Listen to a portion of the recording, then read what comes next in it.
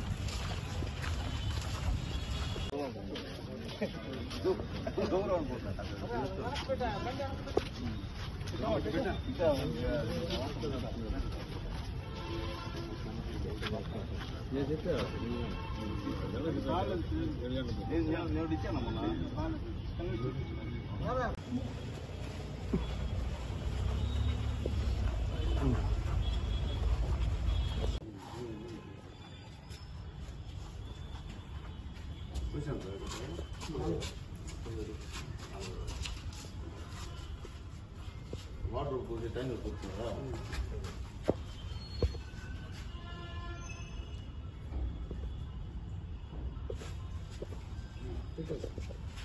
తిరుపతి జిల్లా గూడూరు మండలం పరిధిలోని వెందోడు గ్రామానికి చెందిన తెలుగుదేశం పార్టీ కార్యకర్త హరి కుటుంబాన్ని గూడూరు ఎమ్మెల్యే సునీల్ కుమార్ కలిసి హరి కుమార్తె ఓనీ ఫంక్షన్ లో పాల్గొని ఆశీర్వదించారు. గూడూరు ఎమ్మెల్యేగా గెలుపొందితే తిరుమలకు వెళ్లి హరి కుటుంబంతో కలిసి వెంకటేశ్వర స్వామిని దర్శించుకుని మొక్కులు తీర్చుకున్నారు.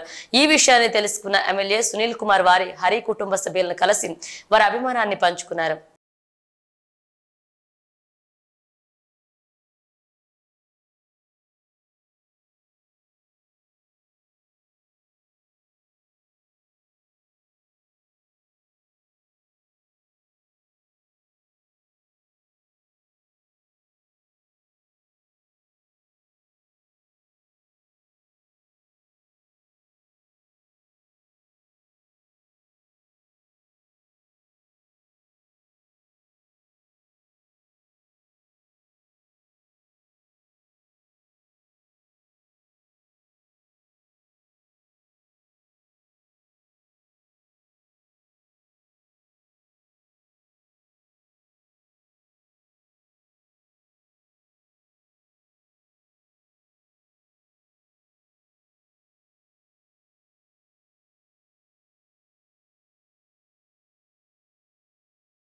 దేశవ్యాప్తంగా బాలికలు మరియు మహిళలపై అత్యాచారాలు జరుగుతూ ఉండడం మరియు అవి పెరిగిపోతూ ఉండడం తీవ్ర ఆందోళన కలిగిస్తుందని ఆంధ్రప్రదేశ్ మహిళా సమైక్య రాష్ట్ర అధ్యక్షురాలు విమల ఆవేదన వ్యక్తం చేశారు.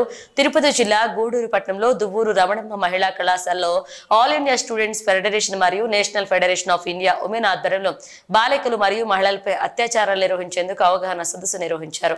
గూడూరు పట్టణంలోని దువ్వూరు రమణమ్మ మహిళా కళాశాలలో ఏఎస్ఎఫ్ అండ్ ఎన్ఎఫ్ఐడబ్ల్యూ ఆధ్వర్యంలో నిర్వహించిన అవగాహన సదస్సులో ఆంధ్రప్రదేశ్ మహిళా సమైక్య అధ్యక్షురాలు విమల ముఖ్య అతిథిగా పాల్గొని విద్యార్థులను ఉద్దేశించి మాట్లాడారు.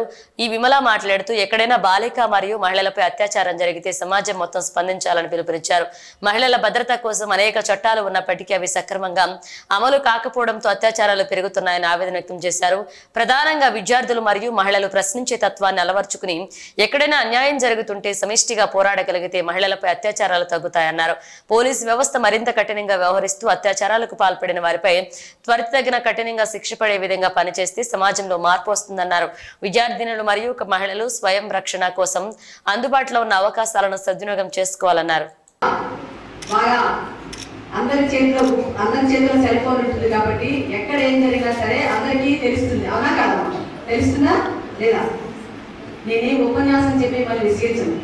మేము మీతో కూడా మాట్లాడేస్తాం. అందరూ మాట్లాడాలి. ప్రతి ఒక్కరు కూడా ఏదైనా ఒక్కడితోనే ప్రారంభమవుతుంది. తమ్ముడు చెప్పాడు, పసికోన మొదలుకొని 80 ఏళ్ల ముసలి వరకు కూడా అత్యాచారాలు, మానభంగాలు, సామూహిక అత్యాచారాలు జరుగుతున్నటువంటి పరిస్థితి మనం చూస్తున్నాం. చట్టాలు అనేవి వచ్చాయి. చట్టాలు కూడా ఊరికినే రాలేదమ్మా. చెప్పారు తమ్ముడు. నిర్భయ కానివ్వండి, దిశ కానివ్వండి, పోక్సా కానివ్వండి, ఈ చట్టాలన్నీ కూడా ఘటన జరిగినప్పుడు మహిళా సంఘాలు, విద్యార్థి సంఘాలు, ప్రజా సంఘాలు పార్టీలకు అతీతంగా చేసినట్టు పెద్ద పోరాటాల వల్ల నిర్భయ చట్టం తీసుకొచ్చారు. నిర్భయ చట్టం వచ్చింది, ఇంకేం పర్వాలేదు, దోషులు ఎంతటి వారికైనా శిక్ష పడుతుందని చెప్పారు. ఎక్కడ నిర్భయ చట్టం ఏ సందర్భంలో తీసుకొచ్చారో ఎవరికైనా తెలుసా? తల్లిదండ్రులు గుండెలు కొట్టుకుంటా ఉంటాయి, నా పిల్ల వస్తుందా, క్యామ్గా వస్తుందా లేదా. అదే టైంలో మీకు ఫోన్ చేస్తూ ఉంటారు, చాలా మంది ఇసుక్కుంటారు.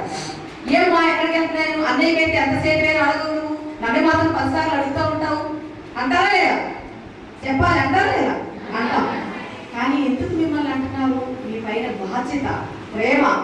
పొద్దున లేచి టీవీ కానీ పేపర్లు కానీ చూసినట్లయితే ఎక్కడో కూడా ఏదో ఒక వార్త జరుగుతూనే ఉంది.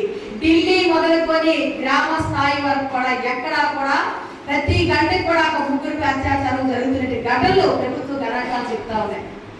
ఘటన జరిగినప్పుడు మాత్రమే పోలీసులు కానివ్వండి, ప్రభుత్వ యంత్రాంగాన్ని స్పందిస్తుంది. కానీ ఇటువంటి ఘటన పునరావృతం కాకుండా చర్యలు తీసుకోవడంలో పూర్తిగా వైఫల్యం చెందాయి. ఎందుకు వైఫల్యం చెందాయి? ఏదైతే పోరాడి సాధించుకునేటువంటి చట్టాలు ఉన్నాయో ఆ చట్టాన్ని పటిష్టంగా అమలు పరిచినట్లయితే ఈ రోజు మరొక బలైపోతుందా? అదే ఈ తిరుపతి జిల్లాలో మరొక 5 మంది చిన్నారులపై లేక పెద్దలపై ఇటువంటి ఘటనలు జరుగుతాయా? బద్వేలు, కడప జిల్లా బద్వేలులో తనని ప్రేమించలేదని పెట్రోల్ పోసి తగలబెట్టేశాడు. తల్లిదండ్రుల గుండె కోత, వాళ్ళ ఆవేదన ఎంతగా ఉంటారు చూడండి. అందుకనే డాక్టర్ సిఆర్ రెడ్డి ఆరోగ్య సంజీవిని పథకం ద్వారా డాక్టర్ సిఆర్ రెడ్డి కుటుంబ సభ్యులు ప్రతి నెల ఎయిడ్స్ వ్యాధిగ్రస్తులకు పౌష్టికాహార పంపిణీ కార్యక్రమాన్ని నిర్వహించడం, ఈ పథకంలో మమ్మల్ని భాగస్వామ్యులుగా చేయడం ఆనందంగా ఉందని ప్రగతి సేవా సంస్థ అధ్యక్షుడు చంద్రశేఖర్ తెలిపారు. తిరుపతి జిల్లా గూడూరు పట్టణంలోని ప్రభుత్వ ఏరియా ఆసుపత్రిలో బుధవారం డాక్టర్ సిఆర్ రెడ్డి ఆరోగ్య సంజీవిని పథకంలో భాగంగా ఎయిడ్స్ వ్యాధిగ్రస్తులకు పౌష్టికాహార పంపిణీ చేశారు. డాక్టర్ సిఆర్ రెడ్డి కుటుంబ సభ్యులు ప్రగతి సేవా సంస్థ ఆధ్వర్యంలో ప్రతి నెల గుర్తించిన 30 మంది ఎయిడ్స్ వ్యాధిగ్రస్తులకు ప్రతి నెల డాక్టర్ సిఆర్ రెడ్డి ఆరోగ్య సంజీవిని పథకం ద్వారా పోషకాహార పంపిణీ కార్యక్రమాన్ని నిర్వహిస్తున్నారు. ఈ కార్యక్రమంలో బుధవారం స్థానిక గూడూరు ప్రభుత్వ ఏరియా ఆసుపత్రిలో ఎయిడ్స్ వ్యాధిగ్రస్తులకు పౌష్టికాహార పంపిణీ కార్యక్రమాన్ని చేపట్టారు. ఈ సందర్భంగా ప్రగతి సేవా సంస్థ అధ్యక్షుడు చంద్రశేఖర్ మాట్లాడుతూ ఎయిడ్స్ వ్యాధిగ్రస్తులు సరైన పౌష్టికాహారాన్ని తీసుకుంటూ వైద్య సలహాలు పాటిస్తూ ఉంటే ఆరోగ్యాన్ని మెరుగుపరుచుకోవచ్చన్నారు. ఇలాంటి పథకాన్ని ప్రవేశపెట్టి అమలు చేస్తున్న డాక్టర్ సిఆర్ రెడ్డి కుటుంబ సభ్యులకు ధన్యవాదాలు తెలిపారు. ఈ కార్యక్రమంలో ఆసుపత్రి సిబ్బంది, వైద్యులు, ప్రగతి సేవా సంస్థ సభ్యులు పాల్గొన్నారు.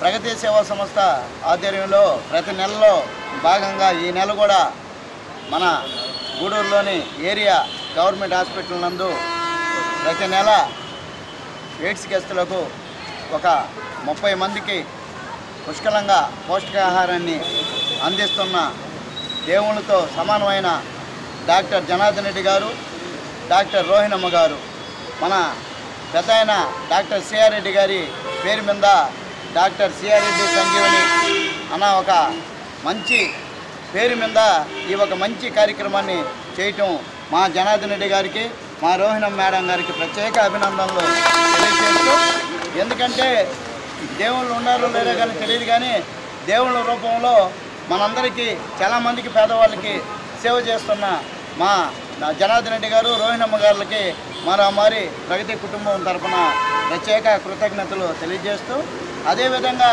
వాళ్ళు నిండు నూరేళ్ళు సుఖ సంతోషాలతో అష్టైశ్వర్యాలతో సుఖంగా ఉండాలని, ఆరోగ్యరీత్యా దేవుడు మంచిగా ప్రసాదించాలని భగవంతుని కోరుకుంటూ, అదేవిధంగా ఇక్కడ ఈ ఒక ఏరియా హాస్పిటల్స్కి వస్తే మా డాక్టర్ గారు మీకు మంచి సూచనలు ఇస్తారు.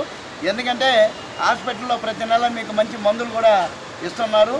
దానికి తగ్గట్టు దాంతోపాటు గూడూరు పట్టణంలోని శ్రీ గాయత్రి ఇంగ్లీష్ మీడియం స్కూల్లో 4వ తరగతి చదువుతున్న విద్యార్థి ఎస్పిన్ తమిళనాడు ఓపెన్ షటిల్ బ్యాడ్మింటన్ పోటీలు అండర్ 9-11 కేటగిరీలో ప్రథమ స్థానం సాధించి రాష్ట్ర స్థాయి ఛాంపియన్షిప్ ఎంపిక అయినట్లుగా స్కూల్ కరెస్పాండెంట్ ఎం శివకుమార్ రెడ్డి తెలిపారు. ఈ సందర్భంగా ఎస్పిన్ ని ఘనంగా సత్కరించారు.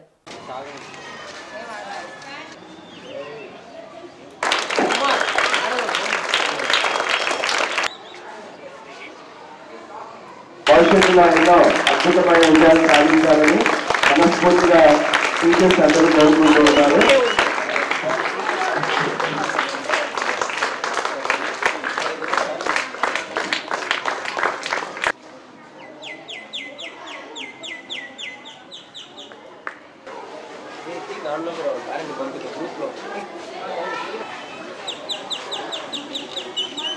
గాయత్రి ఈఎం హై స్కూల్ నందు 4వ తరగతి చదువుతున్న యశ్విన్ అనే స్టూడెంట్ తమిళనాడులో ఓపెన్ షటిల్ బ్యాడ్మింటన్ పోటీల్లో మన గూడూరు నుంచి అండర్ 9 మరియు అండర్ 11 కేటగిరీలలో రెండింటిలో ప్రథమ స్థానం సాధించడం జరిగింది.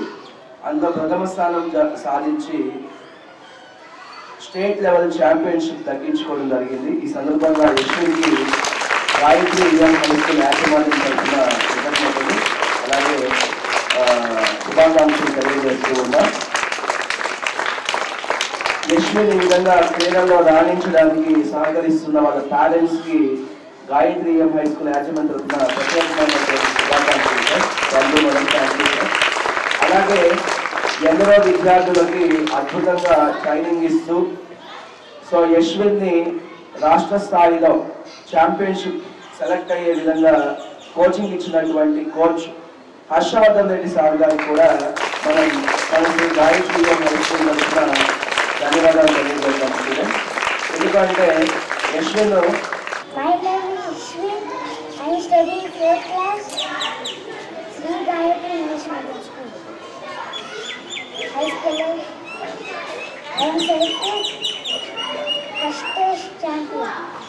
సునామీ విపత్తు ఏర్పడి 20 సంవత్సరాలు గడుస్తున్న సందర్భంగా తిరుపతి జిల్లా వాకాడు మండలం పరిధిలోని తూపిలిపాలె గ్రామంలో Andhra Pradesh state disaster response force ఆధ్వర్యంలో స్థానిక అగ్నిమాపక సిబ్బందితో కలిసి విపత్తుల అవగాహన కల్పిస్తూ మాక్ డ్రిల్ కార్యక్రమాన్ని చేపట్టారు. ఈ కార్యక్రమంలో ఎంపీడీఓ అన్నపూర్ణరావు, అగ్నిమాపక SI Harish, Vakadu SI Nagababu, revenue శాఖ సిబ్బంది, సచివాలయ సిబ్బంది, గ్రామస్తులు పాల్గొన్నారు. కాపాడడానికి వెళ్తున్నాడు చూస్తున్నాము. ఆ రెస్క్యూ ట్యూబ్ ని ఆ మునిగిపోతున్న వ్యక్తికి ఆ రెస్క్యూ ట్యూబ్ అనేది అందజేసి వెనక వ్యక్తి వద్దకి త్రో బ్యాగ్ విసరడం వల్ల ఈజీగా చాలా ఈజీగా ఈ పొజిషన్ లో మనకి బయటకు తీసుకురావడం మనం చూస్తూ ఉన్నాం.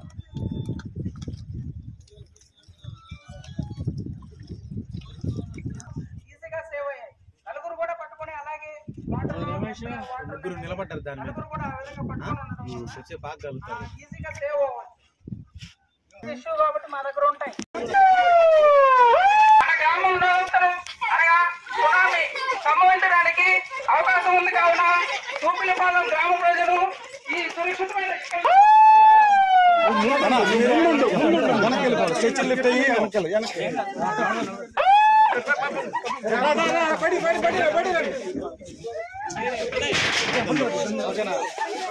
సురక్షితమైన ప్రదేశాలకి చేరవేయడం కోసం రాష్ట్ర విపత్తుల మరియు ఫైర్ అండ్ డిజాస్టర్ టీమ్ మన ముందు ఏ విధంగా స్పృహ తప్పు పిల్లాడు అబ్బాయిని తీసుకొస్తుండో చూడండి. కిందంటే మీ అందరికి అవపడదు కాబట్టి డయాస్ మీద చేస్తా ఉన్నాం చూడండి.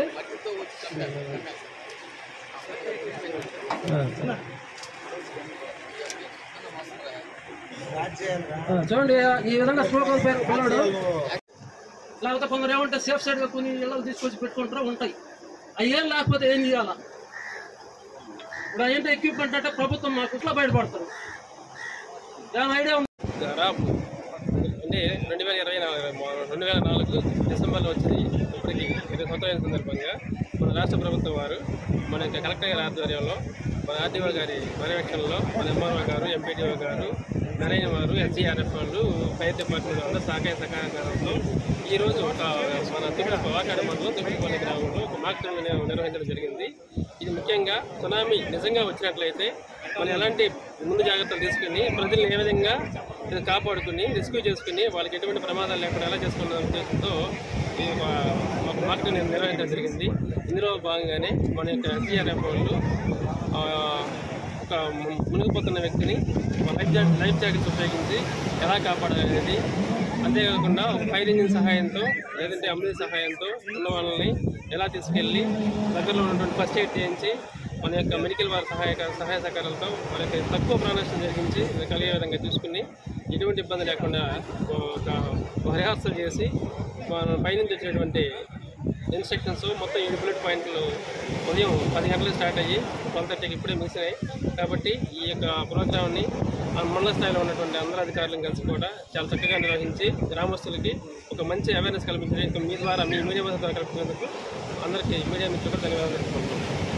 ఉమ్మడి నెల్లూరు జిల్లా బాలాయపల్లె మండలం పరిధిలోని జయంపు గ్రామంలో ఓ కేసులో నిందితుడిగా ఉన్న లక్ష్మయ్య అనే వ్యక్తి కిడ్నాప్ చేయబడి హత్యకు గురైన సంఘటన చోటు చేసుకుంది. బాలాయపల్లె పోలీసులు కేసు నమోదు చేసి దర్యాప్తు చేస్తున్నారు. హత్యకు గురైన లక్ష్మయ్య బంధువుల సమాచారం మేరకు ఉమ్మడి నెల్లూరు జిల్లా బాలాయపల్లి మండలం పరిధిలోని జయంపు గ్రామంలో గత రాత్రి జరిగిన దాడి కేసులో నిందితుడిగా ఉన్న ఆలం లక్ష్మయ్య అనే వ్యక్తిని కొందరు వ్యక్తులు కిడ్నాప్ చేసి చేతిలో వేళ్లు నరికి తీవ్రంగా గాయపరిచి పంట పొలాలు పడవేసి వెళ్లిపోయారు. అపస్మారక స్థితిలో పొలాల్లో పడి ఉన్న పొలం ఆలం లక్ష్మయ్యను గూడూరు గవర్నమెంట్ హాస్పిటల్కి తరలించగా మెరుగైన చికిత్స నిమిత్తం నెల్లూరుకి తరలిస్తున్న సమయంలో మృతి చెందాడని వారి బంధువులు తెలిపారు. ఆడ కైల్లో పారేశారు, పొరపొర ప్రాణం ఉన్నది అంతేనా. గొడవ జరిగింది రాత్రి, వచ్చి 8 మంది కిడ్నాప్ చేసి ఎత్తకపోయి ఏళ్ళకు తల నరికేసి అక్కడ కైల్లో పారేశారు. మేము పక్కన కనుక్కొని ఎత్తుకొని వచ్చి గూడూరుకి ఎత్తుకొని వచ్చి నెల్లూరుకి చచ్చిపోయాడు. ఇవి బులెటిన్ అప్డేట్స్. మరిన్ని అప్డేట్స్ తో మళ్ళీ కలుద్దాం.